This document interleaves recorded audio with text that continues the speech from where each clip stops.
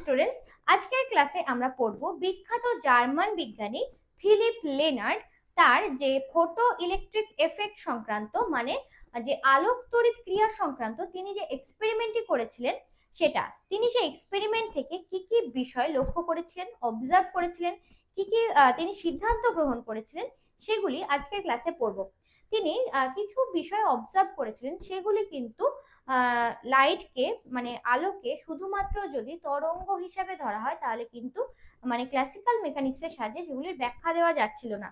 তো সেগুলি প্রপারলি ব্যাখ্যা করেন পরবর্তী সময়ে, কারণ লেনার্ডের এক্সপেরিমেন্ট হচ্ছে 1902 খ্রিস্টাব্দ।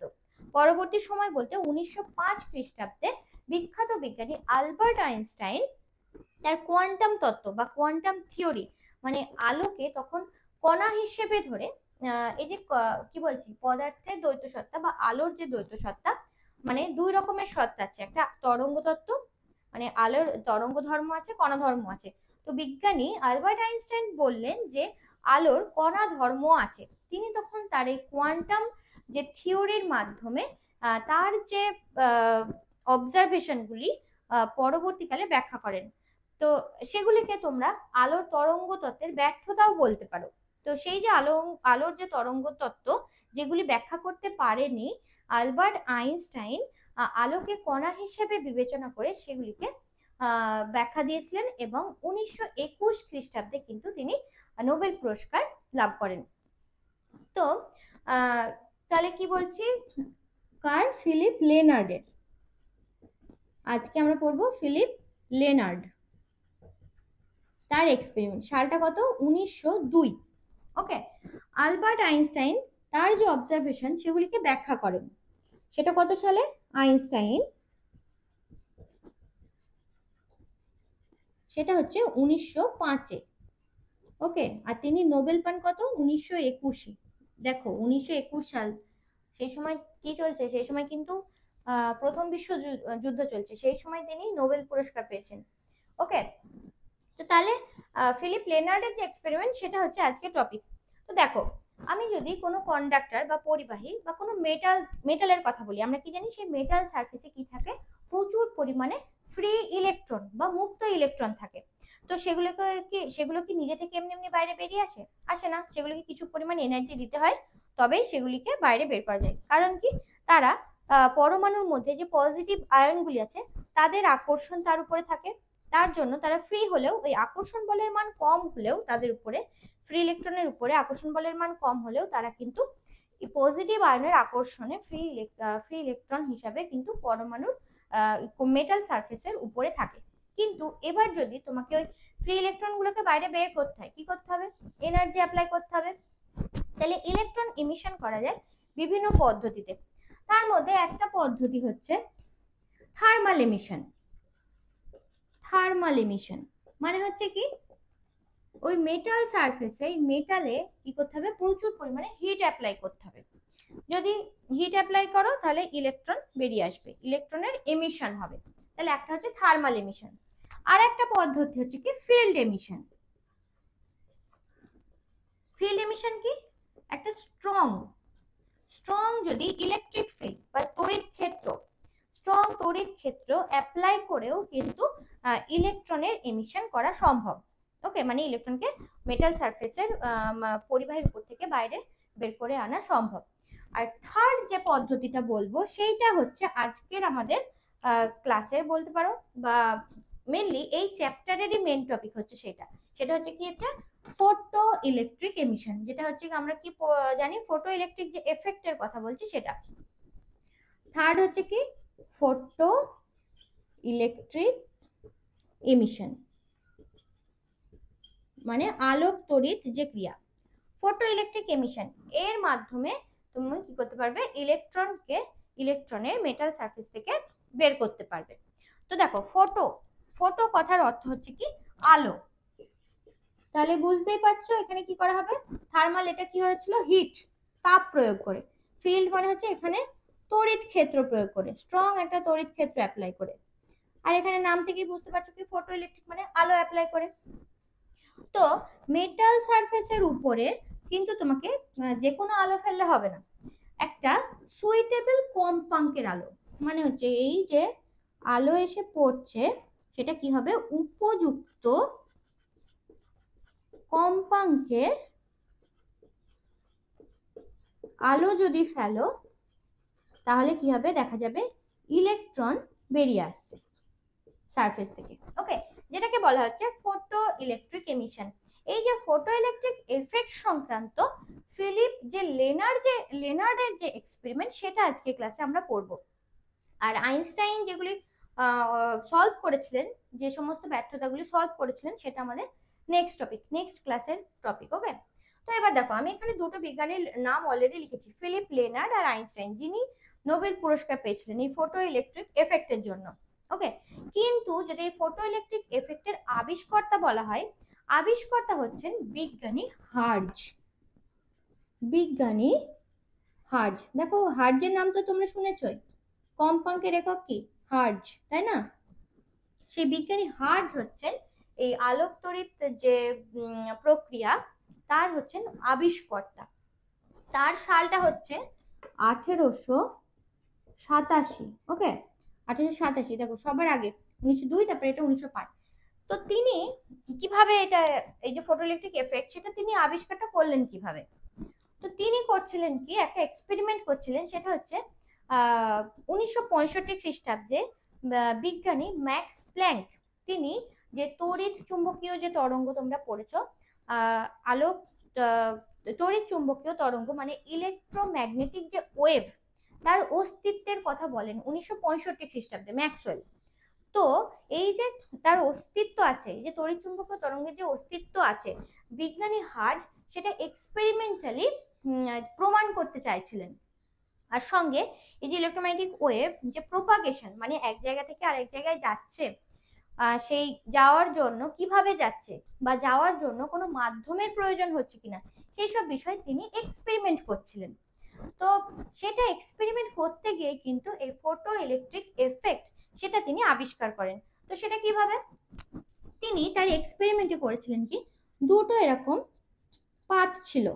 ওকে, সেই পাতে একটা হচ্ছে প্রচুর পজিটিভ আধান ছিল, আর একটা পাত নিয়েছিলেন যেটাতে ছিল হচ্ছে কি নেগেটিভ আধান, ক্যাথোড অ্যানোড বলতে পারো। তো তো তিনি তার এই এক্সপেরিমেন্টটা করছিলেন স্পার্ক ডিসচার্জ মেথড, মানে হচ্ছে কি স্ফুলিঙ্গ তৈরির মাধ্যমে। স্ফুলিঙ্গ মানে হচ্ছে কি, এই যে আমাদের যখন লাইটনিং হয়, যেটা আমরা পড়েছিলেন কেন মেঘ ডাকে, এই যে মেঘ গর্জন যেটা হয় বা লাইটনিং কেন হয়, তখন পড়েছিলাম যে দুটি বিপরীত আধানের দুটি মেঘ থাকে, তাদের মধ্যে স্পার্ক সৃষ্টি হয়। তো তিনি সেই পদ্ধতিতে এটা করছিলেন। এখানে প্রচুর পজিটিভ আধান, প্রচুর নেগেটিভ আধান, তো দুটি বিপরীত আধান নিয়েছিলেন। তো প্রচুর বিভব পার্থক্য তৈরি হয়েছিল, যার জন্য এখানে স্পার্ক তৈরি হচ্ছিল। তো এখানেও একটা রিং ছিল, সেখানে স্পার্ক এরকম সৃষ্টি, ইলেকট্রোম্যাগনেটিক ওয়েভ এভাবে তিনি তৈরি করছিলেন। তো এরপরে তিনি যেটা করলেন, তিনি এই প্লেট দুটির উপরে ইউভি রে, অতি বেগুনি রশ্মি ফেলে তিনি দেখলেন এই যে স্পার্ক সেটা আগের থেকে অনেক বেড়ে যাচ্ছে।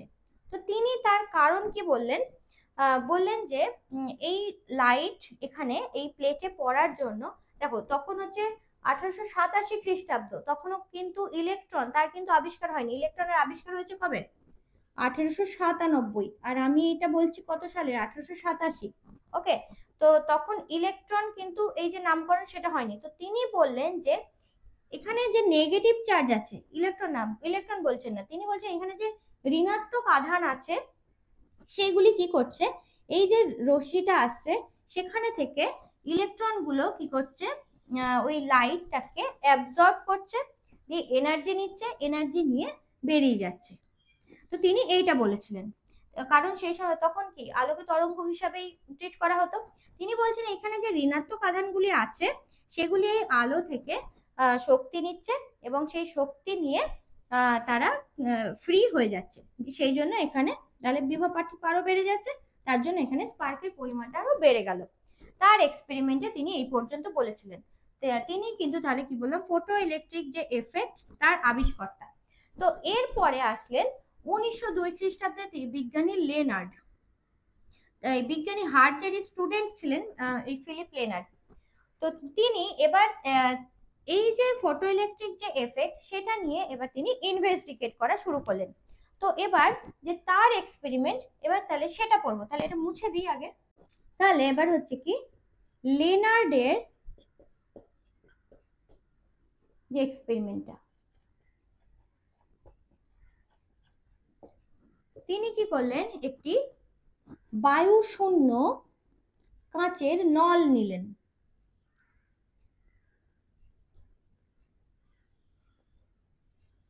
বায়ু শূন্য তিনি কাঁচের নল নিলেন,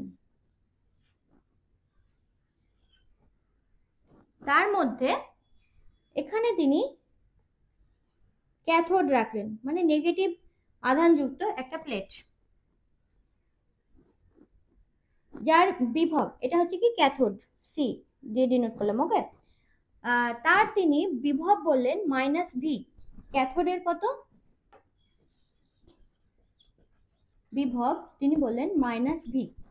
আর তার সামনে কিছুটা দূরে তিনি মাঝখানে একটি ছিদ্র বিশিষ্ট, ছোট্ট একটি ছিদ্র বিশিষ্ট অ্যানোড নিলেন। অ্যানোড মানে কি, যেটাতে পজিটিভ চার্জ বলি, মানে এর রেসপেক্টে যেটা পজিটিভ। তো এটাকে তিনি করলেন কি গ্রাউন্ড করলেন। ওকে, গ্রাউন্ড মানে তাহলে অ্যানোড তার বিভব কি হবে, অ্যানোডের বিভব গ্রাউন্ড করা আছে মানে অ্যানোডের বিভব হয়ে গেল 0। ওকে, তো তাহলে এদের মধ্যে বিভব পার্থক্য কত, ক্যাথোড আর অ্যানোডের মধ্যে বিভব পার্থক্য কত, বিভব পার্থক্য 0 - ভি, মানে ভি হচ্ছে এদের মধ্যে বিভব পার্থক্য। আর এখানে নিলেন একটা প্লেট পি, যেটার সাথে কানেক্ট করা আছে ইলেকট্রোমিটার। ওকে, আর এইটা হচ্ছে কি কোয়ার্টজের একটি প্লেট, যার মধ্য দিয়ে একবর্ণী আলো ইউভি রে তিনি পাঠালেন। ইউভি রে পাঠিয়ে ফেললেন কোথায়, এই ক্যাথোডের উপরে ইউভি রে তিনি ফেললেন। ওকে, তো এবার কি হবে, এই ইউভি রে এই ক্যাথোডে গিয়ে পড়ছে, তাহলে ক্যাথোডে যে নেগেটিভ চার্জ আছে সেগুলি এবার বের হতে শুরু করবে, আর এখানে কি আছে পজিটিভ যে অ্যানোড আছে তাদের আকর্ষণে এবার এই যে নেগেটিভ চার্জের ফ্লো হওয়া শুরু হবে, এই দিকে একটা গতি শক্তি অর্জন করবে, এই অ্যানোডের দিকে ওরা যেতে শুরু করবে। এখন যদি এই যে নেগেটিভ চার্জের কথা বলছি যেগুলি বেরোচ্ছে, তাদের যদি আধান ধরে নিই কিউ, ভর এম, আর বেগ, যে বেগে ওরা যাচ্ছে ওই অ্যানোডের দিকে, ক্যাথোড থেকে অ্যানোডের দিকে, সেটা হচ্ছে ভি। তাহলে এই যে যে নেগেটিভ চার্জগুলো যাচ্ছে তাদের গতিশক্তি কি হবে, ½ m v²। ওকে, আর এখানে দেখো এই যে প্লেট দুটি আছে তাদের মধ্যে বিভব পার্থক্য কত, ভি। তাহলে এই যে নেগেটিভ চার্জগুলো এখানে থেকে এখানে যেতে তাদের ওয়ার্ক ডান কত করতে হবে, W = Q × V। তাহলে Q × V যেটা, সেটাই ½ mv² এর সাথে কি হবে, সমান হবে। তাহলে এটা লিখি ½ mv² হবে Q × V। ওকে, এখানে থেকে Q/m বের করে নাও। Q/m কত আসছে, v²/Q/m, v²/2v, এটা পেলাম। ওকে, এবার দেখো এখান থেকে যে ইলেকট্রন গুলো আসছে, ইলেকট্রন না, আপাতত এটা নেগেটিভ চার্জ। এই যে নেগেটিভ চার্জ গুলো আসছে, এখানে একটা কি আছে, ছিদ্র আছে, সেই ছিদ্রের মধ্য দিয়ে এটা বেরিয়ে যাবে এদিকে, দিয়ে পড়ছে কোথায়, এই যে পি প্লেটের উপরে এসে পড়ছে। আপাতত এটা এই অংশ, ঠিক আছে, এটা করি আপাতত। দেখো পি প্লেটের উপরে এসে পড়ছে, আর এখানে কি আছে, ইলেকট্রোমিটার, ইলেকট্রোমিটার কানেক্ট করা আছে। ইলেকট্রোমিটারের কাজ কি, কত পরিমাণে চার্জ এসে পড়ছে, কতটা পরিমাণ সেটা হচ্ছে মাপে হচ্ছে ইলেকট্রোমিটার। তো এবার কি করলেন তিনি, এবার এখানে কোন এবার এই যে বায়ুশূন্য কাচের নলটা নিয়েছেন। আচ্ছা, বায়ুশূন্য কাচের নল কেন নিয়েছেন, যেন এর ভিতরে যেন কোনো এয়ার মলিকিউল না থাকে, তাদের সাথে যেন এই যে নেগেটিভ যে চার্জ গুলো বেরোচ্ছে তাদের সাথে কোনো ধাক্কা ধাক্কি লেগে যেন এক্সপেরিমেন্টটা যেন কোনো এদিক ওদিক না হয়, সেই জন্য তিনি বায়ুশূন্য কাচের নল নিয়েছিলেন। তো এবার তিনি কি করছেন, বাইরে থেকে এবার কয়েলের সাহায্যে ম্যাগনেটিক ফিল্ড অ্যাপ্লাই করলেন। তাহলে এটা হচ্ছে ভি এর ডিরেকশন হচ্ছে এইদিকে। এবার কি করলেন, একটা চৌম্বক ক্ষেত্র অ্যাপ্লাই করলেন। সেই চৌম্বক ক্ষেত্রের ডিরেকশনটা হচ্ছে এই যে বোর্ডের সাথে এরকম লম্বভাবে বাইরের দিকে। ওকে, তাহলে এবার তিনি অ্যাপ্লাই করছেন ম্যাগনেটিক ফিল্ড, যেটাকে আমি এরকম ক্রস চিহ্ন দিয়ে দেখাচ্ছি, যেটা হচ্ছে কি ম্যাগনেটিক ফিল্ড, চৌম্বক ক্ষেত্র। ওকে, এবার দেখো তো এর কি ইলেকট্রন গুলো কি আর কি এই পথে এই প্লেটে গিয়ে পৌঁছাবে? পৌঁছাবে না। এবার ইলেকট্রন গুলি এখানে, এবার তিনি একটা প্লেট নিলেন আর এখানে একটা ইলেকট্রোমিটার নিলেন। এবার দেখো আর কিন্তু ইলেকট্রন গুলোর ফ্লো কিন্তু এই প্লেটের দিকে হবে না, এবার এরা বেঁকে যাবে এরকম। আগে ছিল এই, এখন পথ হয়ে গেল এরকম একটা বক্র পথে যাওয়া শুরু করলো। কেন? এখানে দেখো ইলেকট্রনের ভেলোসিটি কোন দিকে? এইদিকে। আর তড়িৎ চৌম্বক ক্ষেত্র কোন দিকে? এইদিকে। ওকে, তাহলে আমরা জানি এই যে ইলেকট্রনের উপর আমরা জানি কি কোনো ইলেকট্রন আপাতত না, এখন নেগেটিভ চার্জ বলছি, এই যে নেগেটিভ চার্জ সেটা যদি মুভ করে কোনো চৌম্বক ক্ষেত্রের মধ্যে যদি মুভ করে, তাহলে তার উপরে কি হয়? একটা চৌম্বক বল কাজ করে। সেই চৌম্বক বলের মান কি হয়?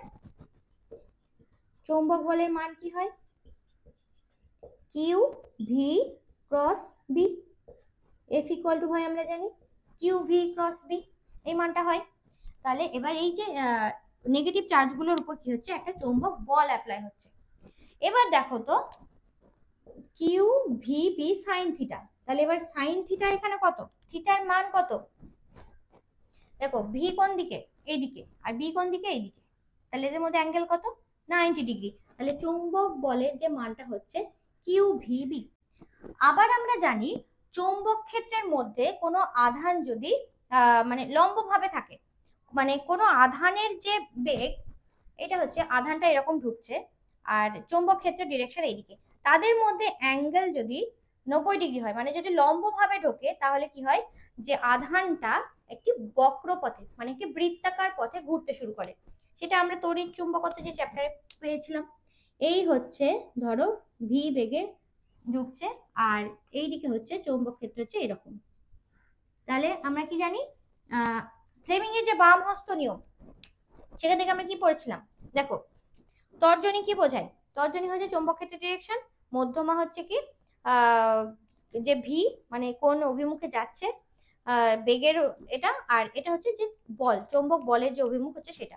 তাহলে আমরা দেখো কি হচ্ছে, 90 ডিগ্রি অ্যাঙ্গেল আছে, এই হচ্ছে জিনিসটা। তাহলে আমি এখানে কি দেখছি? এই হচ্ছে ভি আর যে চৌম্বক ক্ষেত্র হচ্ছে এইদিকে, তাহলে যে চৌম্বক বল কাজ করবে কোন দিকে? এইদিকে চৌম্বক বলটা কাজ করছে। তাহলে যখনই একটু একটু করে যাবে আস্তে আস্তে চৌম্বক বলটা, এখানে যখন এই পজিশনে যখন চার্জটা আছে কিউ চার্জটা, তখন এই গেল, তারপরে যখন এই পজিশনে গেল তখন এই দিকে আসলো, এই করতে করতে কি হয়? এরকম বৃত্তাকার পথে ঘুরতে শুরু করে। তাহলে চৌম্বক বলের অভিমুখ হয়ে যায় এইদিকে। কিন্তু এখানে দেখো এটা ইলেকট্রিক মানে নেগেটিভ চার্জ আছে, তাহলে যে এই যে বলটা এইদিকে কাজ করছিল, যে বলটা দেখো এইদিকে কাজ করছিল, সে বলের ডিরেকশনটা কি হবে? উপরের দিকে হবে। সেই জন্য এইদিকে না এসে এইদিকে যাচ্ছে, যেহেতু নেগেটিভ আধান আছে, যেহেতু মাইনাস কিউ আধান। ওকে, এটা হচ্ছে আধানের মান ধরেছিলাম, তাহলে যদি আধান বলি সেটা হচ্ছে মাইনাস কিউ। তার জন্য এই যে চৌম্বক বলের প্রভাবে এটা এদিকে ঘুরতে শুরু করছে, একটা বৃত্তাকার পথে এটা এবার মানে বক্র পথে ঘুরতে শুরু করছে। এবার যে বৃত্তাকার পথটা যদি যেটা বলছি, তার ব্যাসার্ধ যদি আর ধরি, এই যে ব্যাসার্ধটা যদি আর ধরি, তাহলে এই চৌম্বক বলটাই এর যে অভিকেন্দ্র বলের যোগান দেবে, এই বৃত্তপথে ঘোরার জন্য অভিকেন্দ্র বলের যোগান দেবে এই চৌম্বক বল। তাহলে আমি কি লিখতে পারবো? কিউ ভি, এখানে লিখি কিউ ভি বি। সেটা এই যে চার্জকে বৃত্তাকার পথে ঘোরার জন্য কি দিচ্ছে? অভিকেন্দ্র বলের যোগান দিচ্ছে। ওকে, এই পর্যন্ত ক্লিয়ার?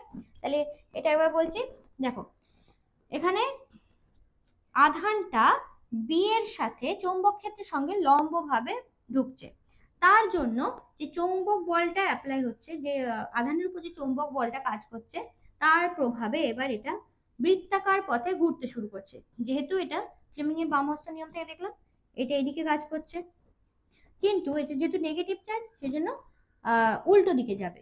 আমার আসছিল ফ্লেমিং বাম হস্ত নিয়ম থেকে দেখলাম পজিটিভ কিউ চার্জ যদি নিই তাহলে এইদিকে কাজ করছিল বলের মানটা, কিন্তু যেহেতু নেগেটিভ চার্জ সেই জন্য বলটাও এদিকে কাজ করছে। সেই জন্য এবার এটা বৃত্তাকার পথে ঘুরতে শুরু করছে, একটা বক্র পথে যাচ্ছে। এই বৃত্তাকার পথের ব্যাসার্ধ ধরে নিলাম ক্যাপিটাল আর। তাহলে এই বৃত্তাকার পথে ঘোরার জন্য যে অভিকেন্দ্র বলের যোগান দেবে কে? এই চৌম্বক বলই। তাহলে Q V B equal to M V square by R. তাহলে এখান থেকে কিউ বাই এম বের করো। কিউ বাই এম করলে ভি স্কোয়ার, ভি ভি আসছে একটা ভি কাটছে, ভি বাই বি আর। এবার এটাকে স্কোয়ার করো, কিউ বাই এম তার square, V square by B square আর স্কোয়ার। তাহলে এই একটা ইকুয়েশন পেয়েছিলেন আর তিনি এই একটা ইকুয়েশন দিলেন। এবার কি করছেন, 2 ভাগ 1 করো, 2 বাই 1, 2 বাই 1 করলে কি পাওয়া যাচ্ছে? দেখো কিউ বাই এম পাওয়া যাচ্ছে, কিউ বাই এম। দেখো এখানে একটা কিউ বাই, এটা কিউ বাই এম টা হোল স্কয়ার পাওয়া যাচ্ছে কত? V square by B square আর স্কয়ার, এটা উপরে উঠে যাবে 2v by B square, B square কাটলো পাওয়া যাচ্ছে Q by M 2v by B square আর স্কয়ার। কিউ বাই এম এর তিনি মান পেয়ে যাচ্ছেন 2v বাই বি স্কয়ার আর স্কয়ার। তো এবার এখানে তিনি মানগুলো পুট করে, মানগুলো বসিয়ে তিনি কি দেখলেন, জে জে থমসন, এই যে বললাম জে থমসন 1897 খ্রিস্টাব্দে ইলেকট্রন যে নামকরণ করেন জে থমসন, আর তিনি কি দিয়েছিলেন ই বাই এম, যেটাকে বলা হয় কি স্পেসিফিক চার্জ বা আপেক্ষিক আধান। ই বাই এম কে বলা হয় কি 1897 খ্রিস্টাব্দে জে থমসন আপেক্ষিক আধানের একটা মান দিয়েছিলেন 1.76 ইন্টু 10⁻11, এটা হচ্ছে কি কুলম্ব পার কেজি একটা মান দিয়েছিলেন, মানে ইলেকট্রনের যে আধান বাই ভর তার মান দিয়েছিলেন 1.76 ইন্টু 10⁻11 কুলম্ব পার কেজি। তো এই যে লেনার্ড তিনি এই যে কিউ বাই এম এর যে মানটা বের করলেন, তিনি দেখলেন এই মানটা এক্স্যাক্টলি এই জে থমসনের ই বাই এম এর মানের সাথে সমান। এক্স্যাক্টলি কিউ বাই এম এর যা মান সেটাই হয়ে যাচ্ছে জে থমসনের যে স্পেসিফিক চার্জ তার সাথে সমান। তো তিনি তাহলে কি সিদ্ধান্ত নিলেন, এখান থেকে তিনি সিদ্ধান্ত গ্রহণ করলেন এই যে নেগেটিভ চার্জগুলো বেরোচ্ছে ক্যাথোড থেকে সেগুলি হচ্ছে ইলেকট্রন। ওকে, তাহলে তার প্রথম সিদ্ধান্ত কি? তার প্রথম সিদ্ধান্ত অবজারভেশন সিদ্ধান্ত যেটা, সেটা হচ্ছে কি এই যে ক্যাথোড থেকে যে নেগেটিভ চার্জ বেরোচ্ছে, ঋণাত্মক আধান বেরোচ্ছে, সেগুলি কি ইলেকট্রন। ওকে, এটা হচ্ছে তার সিদ্ধান্ত।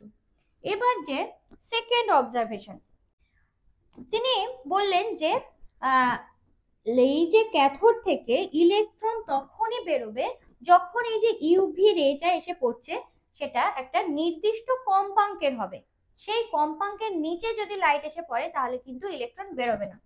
তাহলে তার জন্য একটা প্রারম্ভ কম্পাঙ্ক দরকার, মিনিমাম যে কম্পাঙ্কের আলো এসে এখানে পড়লে ইলেকট্রন বেরোবে তাকে তিনি নাম দিলেন থ্রেশহোল্ড ফ্রিকোয়েন্সি বা প্রারম্ভ কম্পাঙ্ক।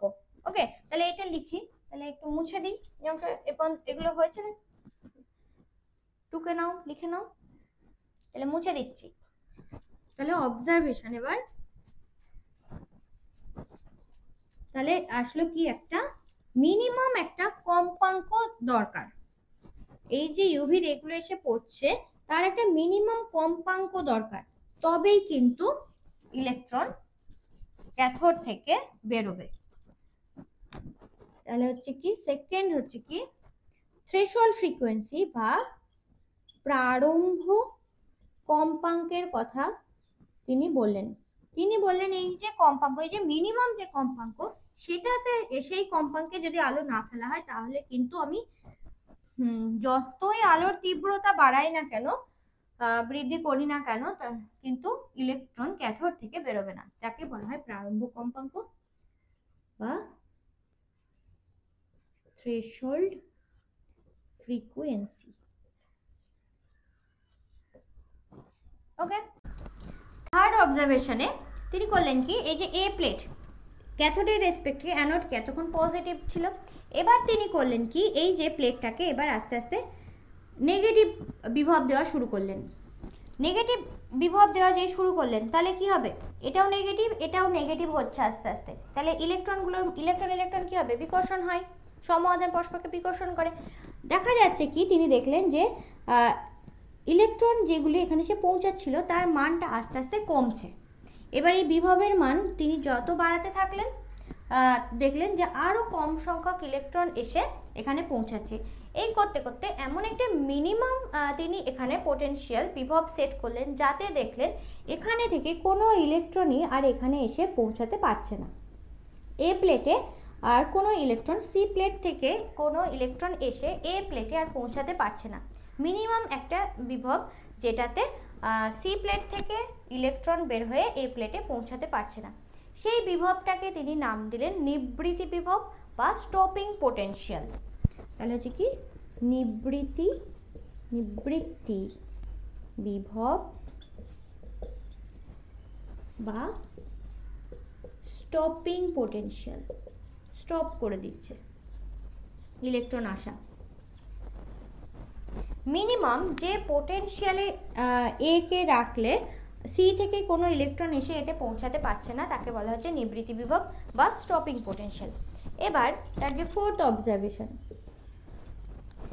দেখো আলোকে যদি শুধুমাত্র তরঙ্গ হিসেবে ধরা যায় তাহলে কি হবে, এই যে আলোকটা এখানে এসে পড়ছে, এখানে এসে পড়ার জন্য এখানে যে প্লেটে যে ইলেকট্রনগুলি আছে তারা কি হবে, সেটাকে অ্যাবজর্ব করে, মানে কন্টিনিউয়াসলি এখানে আলো এসে পড়ছে, ওরা কন্টিনিউয়াসলি অ্যাবজর্ব করছে, অ্যাবজর্ব করে যখন একটা মিনিমাম একটা ইন্টেন্সিটি পাবে, তারপরে তারা কি হবে, প্লেট থেকে বেরিয়ে যাবে, মানে মেটাল সারফেস থেকে বেরিয়ে যাবে। এরকম হবে ইন্টেন্সিটি। তাহলে আমার কি, ইন্টেন্সিটি যত বাড়বে তাহলে ইলেকট্রনগুলি বের হবে বেশি, সঙ্গে হচ্ছে কি ইলেকট্রনের গতিশক্তি বাড়বে। একটা ইলেকট্রন যত বেশি তাহলে ইন্টেন্সিটি, যত বেশি আলো অ্যাবজর্ব করবে, তার গতিশক্তি কি হওয়ার কথা, তত বেশি হওয়ার কথা, সে তত স্পিড নিয়ে যাওয়ার কথা। কিন্তু তিনি দেখলেন কি, যখন ইউভি রে ইন্টেন্সিটি বাড়াচ্ছেন সেটা কিভাবে, তো এখানে যে সোর্সটা নিয়েছিলেন একবার কাছে নিয়ে আসছেন, তখন ইন্টেন্সিটি এখানে বৃদ্ধি পাচ্ছে, এই আলোর ইন্টেন্সিটি এখানে বাড়াচ্ছেন, আর যখন দূরে নিয়ে যাচ্ছেন ইন্টেন্সিটিটা তখন কমছে। তো তিনি ইন্টেন্সিটি যখন বাড়াচ্ছেন তখন তিনি দেখছেন যে গতিশক্তির কিন্তু কোনো চেঞ্জ হচ্ছে না, একটা পার্টিকুলার ফ্রিকোয়েন্সিতে, মানে একটা ফ্রিকোয়েন্সি যখন ধ্রুবক কম্পাঙ্কের আলো ইউভি রে যখন তিনি ফেলছেন, ইন্টেন্সিটি বাড়াচ্ছেন, ওই কম্পাঙ্কের আলোটার ইন্টেন্সিটি বাড়াচ্ছেন, কাছে নিয়ে এসে ইন্টেন্সিটি বৃদ্ধি করছেন, তাতে দেখলেন কিন্তু ইলেকট্রনের গতিশক্তি কিন্তু চেঞ্জ হচ্ছে না, শুধুমাত্র ইলেকট্রনের সংখ্যাটা বাড়ছে। তাহলে এটা একটা কন্ট্রাডিক্ট হচ্ছে। তরঙ্গ তত্ত্ব হিসাবে যদি ধরি, ইন্টেন্সিটি যদি বাড়ায় আলোর, তাহলে কিন্তু ইলেকট্রনের গতিশক্তি বৃদ্ধি পাওয়ার কথা, কিন্তু তিনি কি দেখছেন, গতিশক্তি বৃদ্ধি পাচ্ছে না, শুধুমাত্র ইলেকট্রনের যে নাম্বারস অফ যে ইলেকট্রন সেই সংখ্যাটা বাড়ছে, গতিশক্তির কোনো চেঞ্জ হচ্ছে না। ওকে, তাহলে তিনি দেখলেন কি আলোর তীব্রতা, ইন্টেন্সিটি মানে তীব্রতা, আলোর তীব্রতা বৃদ্ধি করলে ইলেকট্রনের সংখ্যা বৃদ্ধি পাচ্ছে।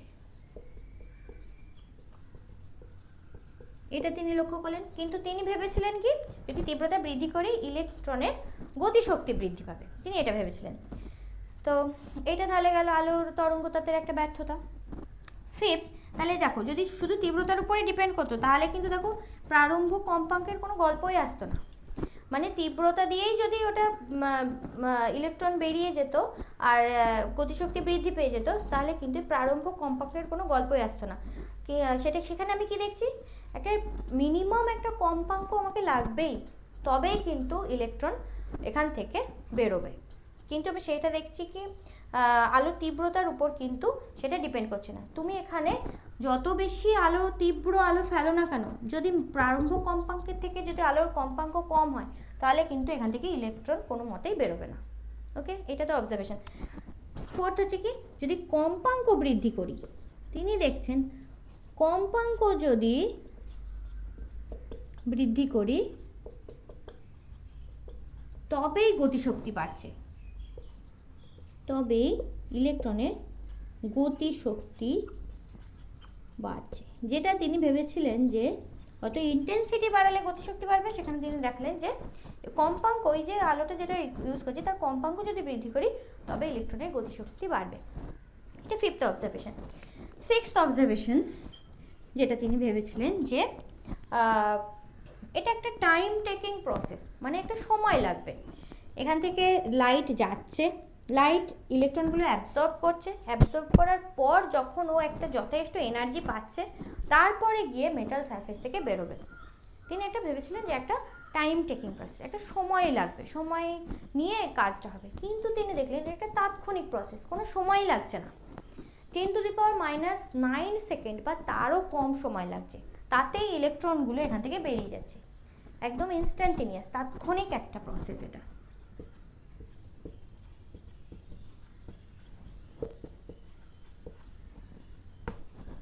এসবগুলি তিনি লক্ষ্য করেছিলেন। কেন দেখো, যদি আলোকে যদি তরঙ্গ হিসাবে যদি ধরা হয় তাহলে এখানে দেখো, এখানে তো প্লেটে তো আর একটা ইলেকট্রন নেই, আছে তো প্রচুর সংখ্যক ইলেকট্রন। তাহলে অতই কোটি কোটি ইলেকট্রন, সব কটি ইলেকট্রনের উপর এবার আলো এসে পড়ছে। তাহলে প্রত্যেকটা ইলেকট্রন কী হবে, এই অ্যাবজর্ব করবে, আলো অ্যাবজর্ব করবে। আলো অ্যাবজর্ব করার পর মানে আমি যদি পার ইলেকট্রন পার ইউনিট টাইম যদি ভাবি, তাহলে প্রত্যেকটা ইলেকট্রনের ক্ষেত্রে কি অ্যাবজর্ব করবে, অ্যাবজর্ব করার পর যখন এই সারফেস থেকে বেরোনোর মতো এনার্জিও পাবে তারপরে গিয়ে ওটা বেরোবে, কয়েক ঘন্টার সেটা একটা প্রসেস হয়ে যাবে। কিন্তু তিনি দেখছেন সেটা হচ্ছে না, সেটা তিনি দেখলেন যে এটা একটা তাৎক্ষণিক প্রসেস। এই আসছে 10⁻⁹ সেকেন্ড বা তার থেকেও কম সময়ে ইলেকট্রনগুলো এই প্লেট থেকে বেরিয়ে যাচ্ছে। তো এটা আর একটা গেল কি আলো তরঙ্গ তত্ত্বের ব্যর্থতা। ওকে, তো এই হচ্ছে তার এক্সপেরিমেন্ট আর এইগুলো হচ্ছে তার অবজারভেশন, যেখানে আমরা কিছু কিছু দেখলাম যে ব্যাখ্যা করা সম্ভব হচ্ছে না, যেগুলি হচ্ছে আমরা বলছি আলো তরঙ্গ তত্ত্বের ব্যর্থতা। তো সেই যেরকম প্রথমেই বলেছিলাম যে এই যে ব্যর্থতাগুলি সেগুলি সলভ করেন 1905 খ্রিস্টাব্দে বিজ্ঞানী আলবার্ট আইনস্টাইন। তার কিভাবে কোয়ান্টাম থিওরির মাধ্যমে সেগুলিকে সলভ করেন, যার জন্য 1921 খ্রিস্টাব্দে কিন্তু তিনি নোবেল পুরস্কার লাভ করেন। তো তাহলে যেটা আমাদের কি সেটা হচ্ছে আমাদের নেক্সট টপিক, নেক্সট ভিডিওতে সেটা আমরা পড়ব। তাহলে আজকে এই গেল লেনার্ডের এক্সপেরিমেন্ট, তার যে সিদ্ধান্তগুলি, তার যে অবজারভেশনগুলি, আলো তরঙ্গ তত্ত্বের যে ব্যর্থতা, সেইগুলি হচ্ছে আজকে ক্লাসে পড়লাম। ওকে, তাহলে মোটামুটি 6টা দেখতে পেলাম যে তার অবজারভেশন। ওকে, তাহলে আর ক্লাসটা বড় করে লাভ নেই, তাহলে আজকে ক্লাসটা এই পর্যন্তই রাখি। তোমাদের সাথে দেখা হবে আবার নেক্সট ভিডিওতে।